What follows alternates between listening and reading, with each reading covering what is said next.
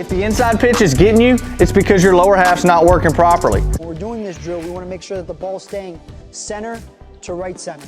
And all he's thinking about is bringing that back shoulder inside the pitch, staying connected, and that logo staying on the track and snapping the barrel forward.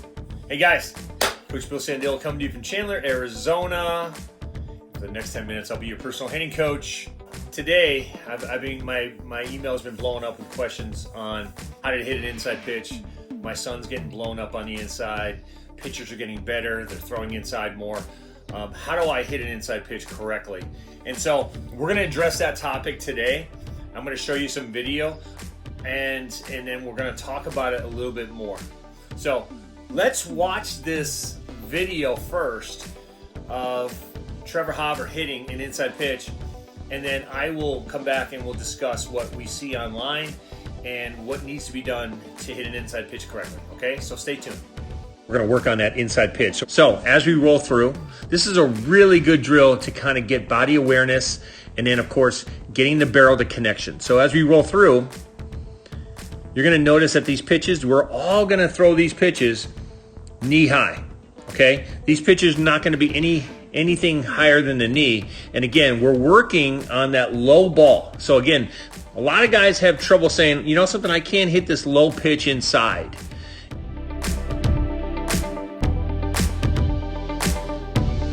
Again, this is how you work on this pitch. Coming off your shoulder, get to your connection point right there, power through the zone, shut it down. That's called a connection, extension, shut it down drill. Let's go to the next one. Again, consistency is king, guys. Set your hands, rotate that barrel. You see the hand pivot point working here.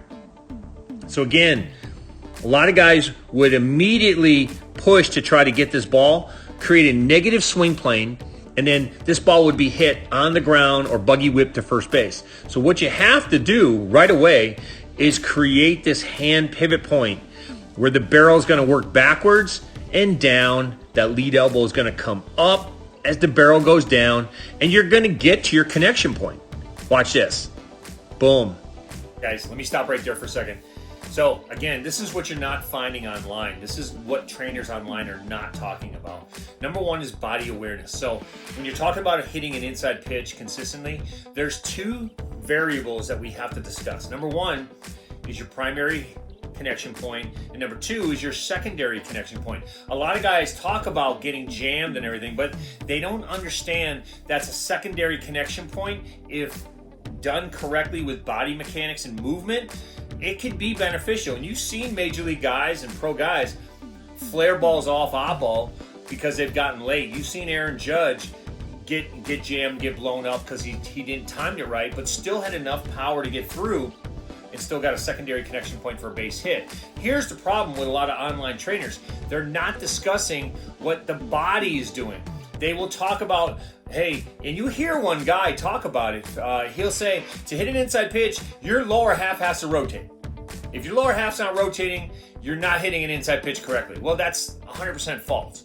Has nothing to do with necessarily your lower half. Even though your lower half is going to rotate, it has to be in control because you want to keep the ball fair.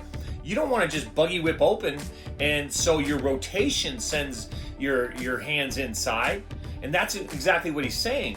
But what you have to do is understand what your lead shoulder is doing, then your lead elbow. Once your rear elbow is going into the slot, you're creating that tilt, you're creating that shoulder, that barrel to come off your shoulder. Now, if this ball's around knee high, the shoulder's going to go up, the lead elbow's going to go up, and then you're going to set your plane, but this is going to be up.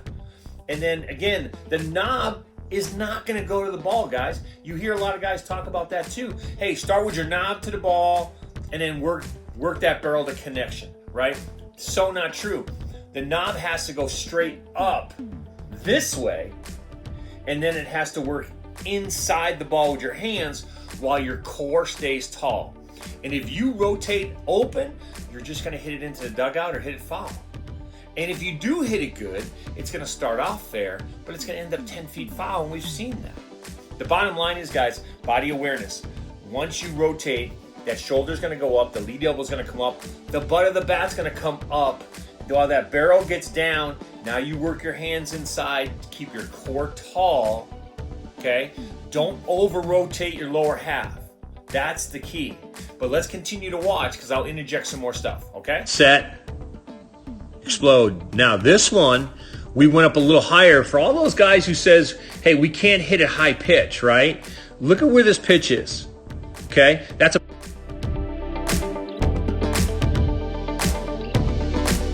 the belt line. All he does is he's going to do the same thing, except that lead elbow is going to get a little bit higher, and he's going to rotate his hands. He's not going to drop his hands. He's just going to rotate his hands, stay at the same level, and connect through. Great job.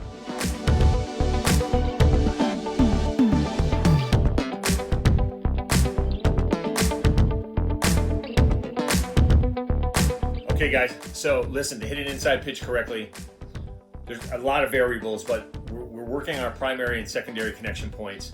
Again, once this elbow goes into the slot, lead elbow comes up, butt of the bat's gonna come up. Now, it depends. If it's middle down, the butt of the bat's gonna come up. If it's at your hands, like you just saw with my guy, how the ball is at his hands, that butt of the bat is gonna stay straight, and then you're gonna work your barrel straight through, and that hand pivot point's gonna come straight through.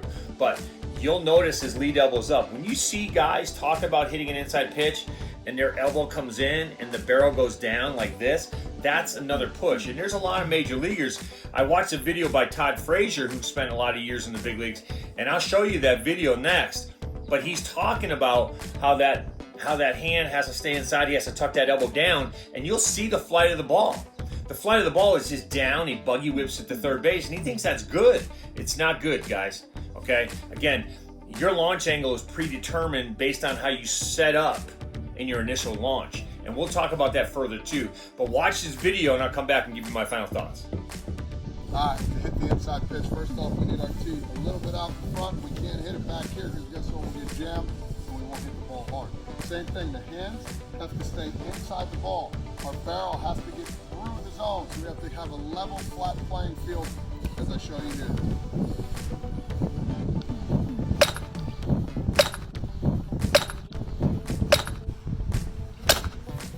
See, I drop my hands underneath.